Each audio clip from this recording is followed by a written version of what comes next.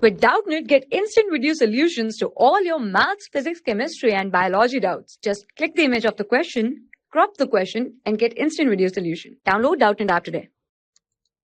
Hello everyone, let us try to solve the given problem. So the given problem states 3 moles of a diatomic gas. So we have a diatomic gas and it is 3 moles are present in a closed rigid container. So the container is closed and rigid. What is the meaning of this? It simply means that there cannot be any work transfer in this system or work transfer from the system because the container is rigid, so the volume change will be zero, so the work transfer will be zero at a temperature of T Kelvin. So we have 3 mole of a diatomic gas and it has a temperature of T Kelvin.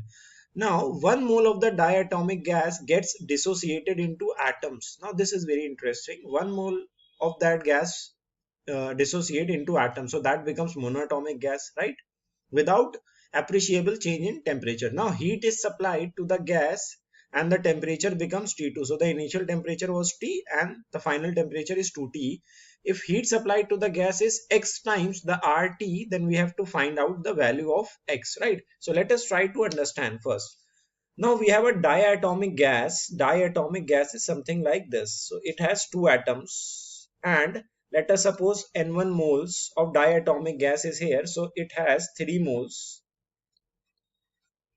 Now when this gas dissociates, it becomes a monoatomic gas. And what will be the number of moles for a monoatomic gas? If 1 mole of a diatomic gas will dissociate, it will give us 2 moles. So let us, this is a monoatomic gas, so we will get 2 moles of monoatomic gas and we will have, let us say, and this is, let us take this as N1 dash, so we will have number of moles left for the diatomic gas will be simply 2 moles. So this is the situation. We have 2 moles of a diatomic gas and we have 2 moles of a monoatomic gas which has been formed due to the dissociations from due to dissociation of 1 mole from diatomic gas. So this is the situation. Now next the question says that they are filled in a rigid container, right? So we have to find out the heat supplied. So let us first try to apply thermodynamics first law.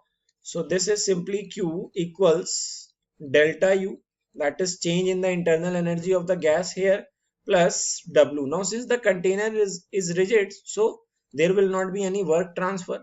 So simply the heat supplied to the system will be equals to the change in internal energy of the system. Now here we have two different gases.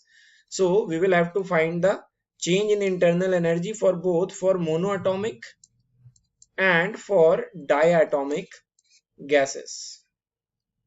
Now how do we find the internal energy of a mono or a diatomic or any gas?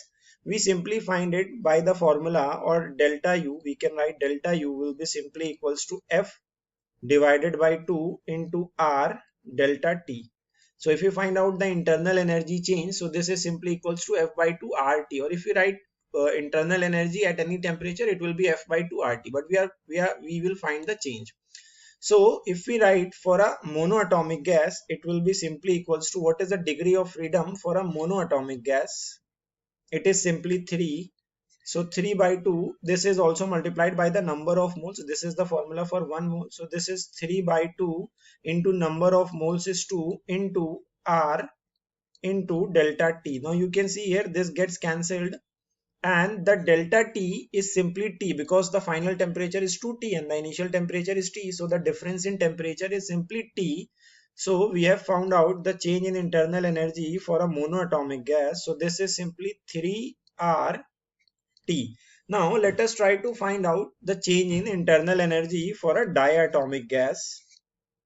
For a diatomic gas, now this will be simply equals to, what is the degree of freedom for a diatomic? It is 5 divided by 2 and we have 2 moles of the diatomic gas also. So this is 2 and delta T is simply T, right? And we have R here also. So 2 and 2 will get cancelled. So this will be simply equals to 5R T. Now we have found out the changes in internal energy of mono and dia, and if we substitute it here, what we find out? We find out 8 times R into T. Now we had to find the X, and it was saying that the heat supplied to the gas is X times RT. So you can simply see here that the X will be equals to 8. I hope you understood the explanation. Thank you. For class 6 to 12, IIT JEE and NEET level. Trusted by more than 5 crore students. Download Doubtnut app today.